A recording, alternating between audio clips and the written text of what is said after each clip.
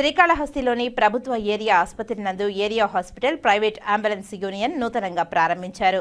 ముందుగా యూనియన్ జెండాను ఆవిష్కరించారు. ఈ కార్యక్రమానికి ముఖ్య అతిథిగా యూనియన్ గౌరవ అధ్యక్షులు జనమాల గురవయ్య, అధ్యక్షులు గోపి పాల్గొన్నారు.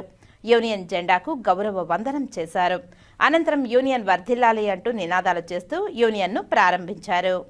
అనంతరం యూనియన్ నాయకులు మాట్లాడారు. గత 10 ఏళ్లుగా శ్రీకాళహస్తి ఏరియా ప్రభుత్వ ఆసుపత్రి నందు ప్రైవేట్ అంబులెన్స్ పెట్టుకుని ప్రజలకు సేవలు అందిస్తున్నామని, నేడు ఏరియా ఆసుపత్రి ప్రైవేట్ అంబులెన్స్ యూనియన్ ఏర్పాటు చేసుకుని నూతన కమిటీని ఏర్పాటు చేసుకున్నామని, ఈ కమిటీ అనేక సేవా కార్యక్రమాల ద్వారా ముందుకు సాగుతుందని తెలియజేశారు.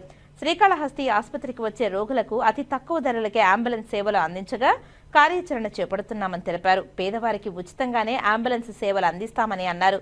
శ్రీకాళహస్తి ఆసుపత్రికి వచ్చే అనాథ సేవలకు ఉచిత అంబులెన్స్ సౌకర్యాలు కల్పిస్తామని ఈ సందర్భంగా వారు తెలియజేశారు.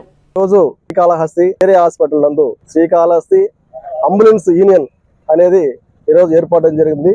ఇన్ని రోజులు గత 15-20 సంవత్సరాలుగా అంబులెన్స్ తిరుగుతున్నాయి. అదేవిధంగా కార్లు, ఈ జీపులో తీసుకుపోతున్నారు.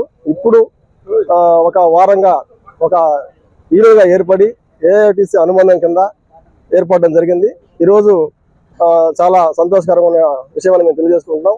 అదేవిధంగా పేదలకి, నిరుపేదలకు కానీ, పేదలకు కానీ, అదేవిధంగా అనాథ బాడీలకు కూడా ఉచిత సేవ చేసేదానికి మేము సిద్ధంగా ఉన్నామని చెప్పేసి తెలియజేస్తున్నాం. Srikalahasti area hospital ambulance union అసోసియేషన్గా ఏర్పరచుకోవడం జరిగింది. ఇందులో భాగంగా ఏఐటిసి అనుబంధ సంస్థగా ఏర్పరచుకుంటున్నాం. అదేవిధంగా అంబులెన్స్ కార్మికులు కూడా నానా కష్టాలు పడుతున్నారు. ఆ కష్టాలన్నీ కూడా మూకుమ్మడిగా ఉండి ఈ పొద్దుటికైనా తెలుసుకొని కష్టాలన్నీ మేల్కొని కూడా సమస్యలు మేల్కొని మనం కష్టాలు పడకుండా ఇప్పుడు జరిగే కూటమి ప్రభుత్వాలలో ఏ అయితే ఇబ్బందులు ఉన్నాయో అవన్నీ కూడా సానుకూలంగా పరిష్కరించుకునే దిశగా ఈ పొద్దు ఒక కమిటీ పెట్టుకొని ఏఐటిసి ఆధ్వర్యంలో జెండా ఆవిష్కరణ చేసుకోవడం జరుగుతుంది.